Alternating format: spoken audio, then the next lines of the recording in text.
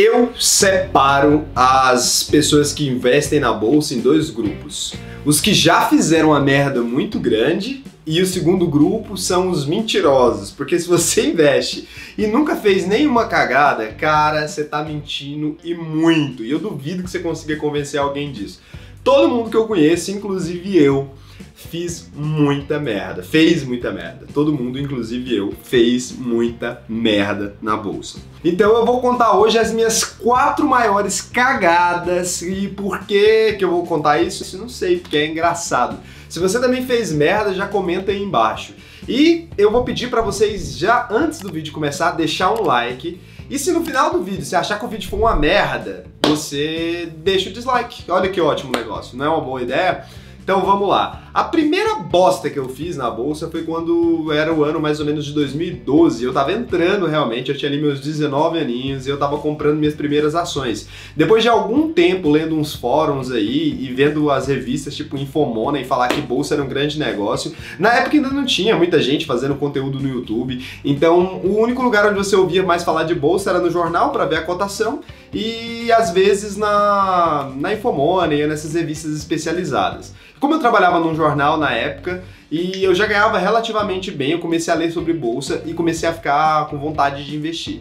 E daí eu fui lá e o que eu fiz? Peguei todo o dinheiro que eu tinha juntado durante já uns 6 anos aí, que tipo eu trabalho desde bem novinho. Então todo o dinheiro que eu tinha juntado na vida, eu enfiei tudo de uma vez em Eletropaulo e Banco do Brasil. Foi só isso. Eu dividi igualmente, valores iguais, 50% Eletropaulo, 50% Banco do Brasil.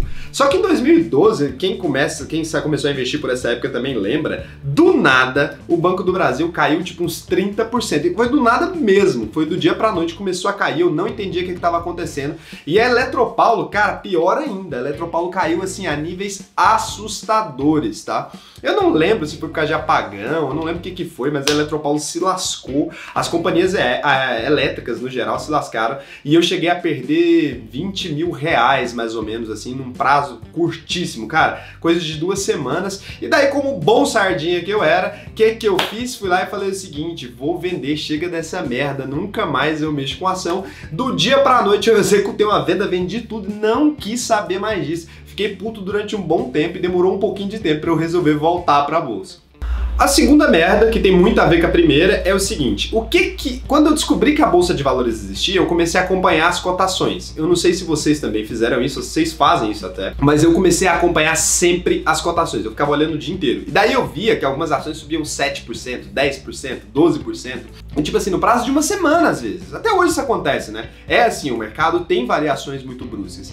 E daí eu pensava que eu tava perdendo essa oportunidade. Então, em vez de estudar, em vez de fazer qualquer outra coisa para poder entrar na bolsa, eu comecei a ter uma sensação que eu tava perdendo dinheiro, que eu precisava colocar meu dinheiro o mais rápido possível nessas ações, que foi nisso que gerou. Então eu comecei a investir sem ler nada. Eu simplesmente peguei as recomendações da semana de alguma casa de research, que eu nem me lembro qual era, e da Infomoney. Então eu vi essas duas empresas, Eletropaulo e Banco do Brasil, e eu achei que as explicações faziam muito sentido, porque os caras falaram assim: ah, que dia que as pessoas vão parar de usar energia elétrica em São Paulo? E assim, sabe essas frases prontas de efeito, as coisas mais idiotas do mundo? Então, eu acreditei nisso e eu fui lá e simplesmente enfiei o dinheiro tudo que eu tinha no ação sem o menor conhecimento. Eu não sabia nem o que era dividendo, pra você ter noção. Eu não sabia o que era nada e eu comprei essas duas ações que parecia que na minha cabeça fazia muito sentido. Eu pensei, gente, o Banco do Brasil é o primeiro banco do Brasil, esse trem não vai falir nunca. Só que eu não contei com a possibilidade de que ele realmente não ia falir. O Banco do Brasil não faliu e nem a Eletropaulo. Mas eu não contei com a possibilidade de que eles podiam cair tipo 30%, 40%.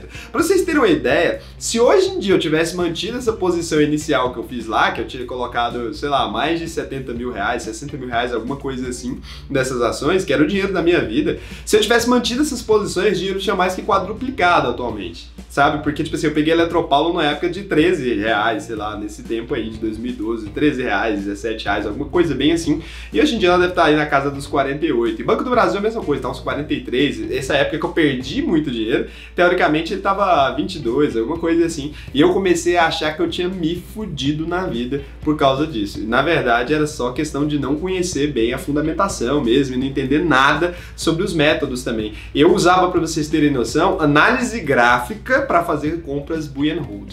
Eu achei que as corretoras, eu achei que se você tivesse dinheiro na corretora e ela falisse, você perdia seu dinheiro todo. Então o que eu fiz? Eu fui fazer uma busca pelas corretoras e adivinha qual busca que eu botei no Google? Quando você quer encontrar um bom produto e você tem um único critério, qual seria na sua cabeça? Na minha opinião, esse critério era preço. Eu falei assim, as coisas mais caras, obviamente, são mais seguras. Então eu fui lá e botei no Google corretoras mais caras e daí eu encontrei uma corretora que provavelmente vocês sabem qual é, que é uma bem famosa, mas que as taxas são absurdas. E simplesmente por não entender do mercado, não entender nem o que era uma corretora, eu peguei e criei uma conta nessa corretora e fiquei usando ela, inclusive, até 2015, hein, que foi quando eu comecei a procurar outras e ver que existia e descobrir e aprender mais sobre o mercado. Mas eu demorei muito tempo desde o dia que eu comecei a investir na bolsa para mudar de corretora. Eu fiquei com essa corretora, dei muita grana para eles, que as taxas são realmente abusivas. Quem sabe qual corretora é, sabe o que eu tô falando. E eu fiquei muito tempo, simplesmente por não conhecer o mercado, simplesmente por não pesquisar direito, e por achar que as coisas mais caras eram melhores, que também é um pensamento imbecil, né? Eu acabei criando conta na corretora mais cara que eu encontrei, e de propósito, né? O que é mais burro do que qualquer outra pessoa, do que qualquer outra coisa do mundo. Se você já fez isso também, ou alguma coisa semelhante, cara, comenta aí, porque eu vou me sentir muito mal quando eu publicar esse vídeo. Mas eu acho que é importante a gente compartilhar também as merdas que a gente faz, sabe? Não adianta compartilhar só o sucesso.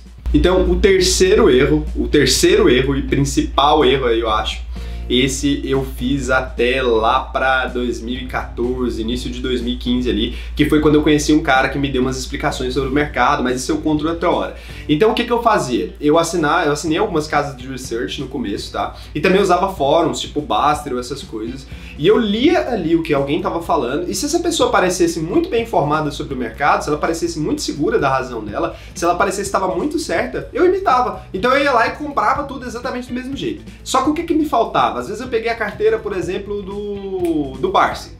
Só que o que me faltava? O entendimento do porquê que ele comprou aquilo. Se você imaginar que o dinheiro das pessoas são diferentes, que a situação delas são diferentes, que o número de aporte que elas fazem são diferentes. Então, tipo assim, às vezes você aporta uma vez por mês. Tem alguém que aportou uma vez só numa ação. Ele tem que fazer umas escolhas diferentes das suas. E eu ia lá e eu simplesmente copiava do mesmo jeito. Qualquer pessoa, não precisava ser um cara famoso, tipo o Barsi. Lógico, e nisso aí eu já cheguei a comprar Eternit, cheguei a comprar várias ações que hoje em dia eu não compraria. Mas que na época, como eu não tinha conhecimento nenhum, fazia todo sentido na minha cabeça, meti lá o dinheiro, enfiei a grana nisso aí e com certeza me fudi durante um bom tempo. Demorei para conseguir sair dessas ações. Para vocês terem noção, eu entrei na bolsa em 2012 e eu só comecei a parar de ter prejuízo e recuperar, tipo assim, voltar a estaca zero no ano de 2014, mais ou menos em fevereiro ou março, por aí. Eu voltei a conseguir empatar minha posição. Daí pra frente sim, eu consegui um bom lucro e tudo mais. Hoje em dia eu tenho uma carteira até que tá pública aí também, eu tenho nela uma rentabilidade legal. Ela começou em fevereiro, tá com 30%, vocês podem ver ela nos vídeos aí.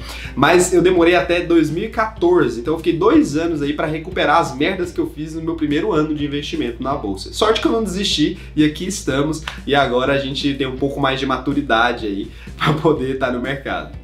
E o quarto e mais imbecil de todos, na minha opinião, esse... Na verdade não, hein? Esse foi o que menos deu prejuízo. Mas ele é tão imbecil, uma falta de conhecimento tão profunda, que esse eu tenho que compartilhar com vocês. Eu peguei, tô lá com meu dinheiro na minha corretorazinha, suave, tranquilo. Peguei lá, vi lá, sei lá, Banco do Brasil. No dia que eu fui sair de Banco do Brasil, depois dessa treta toda, depois de eu também sair na baixa, né, que é uma pior ideia que você pode fazer na vida, mas é assim que o sardinha tem que fazer no mercado, comprar na alta e vender na baixa, porque é assim que ele aprende, é assim que a gente tem que aprender. Eu não fui diferente, então eu fui lá na corretora e coloquei para vender mais ações do que o que eu tinha.